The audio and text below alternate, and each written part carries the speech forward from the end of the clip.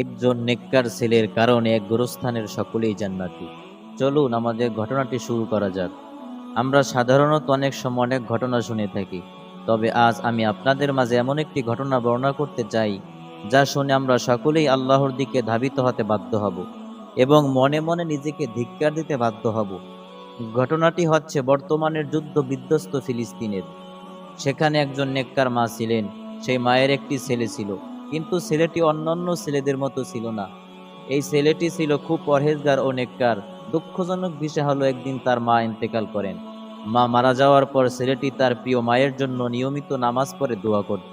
শুধু তাই নয়, প্রতি শুক্রবার জুমার নামাজ আদায় করার পর ছেলেটি কবর জিয়ারত করত এবং তার মা সহ ওই গোরস্থানের সকল কবরবাসীদের জন্য দোয়া করত।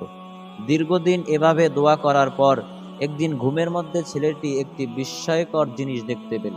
ছেলেটি দেখল তার মা সহ ওই গুরুস্থানের সকল কবরবাসীকে আল্লাহ তাআলা জান্নাতবাসী করেছেন।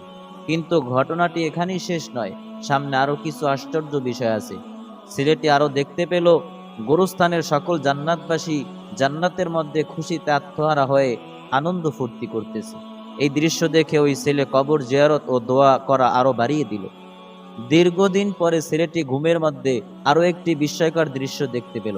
ছেলেটি দেখলো ওই গুরুস্থানের সকল জান্নাতবাসী জান্নাতের উদ্যানে সুন্দর সুন্দর বালাখানায় আনন্দ ফুর্তিতে মেতে আছে। তখন তারা তার মাকে অভ্যর্থনা জানাতে জানাতে বলতেছে, ওই যে দেখো তোমার ছেলে আসতেছে।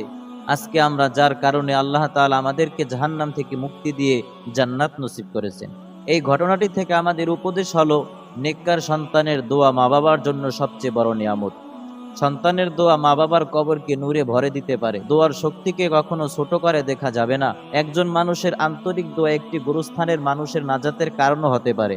হ্যালো গাইস, আজকের ঘটনাটি আপনাদের কেমন লেগেছে? ভালো লাগলে চ্যানেলটি অবশ্যই সাবস্ক্রাইব করুন এবং এমন আরো শিক্ষণীয় ইসলামিক ঘটনা পেতে আমাদের সাথেই থাকুন।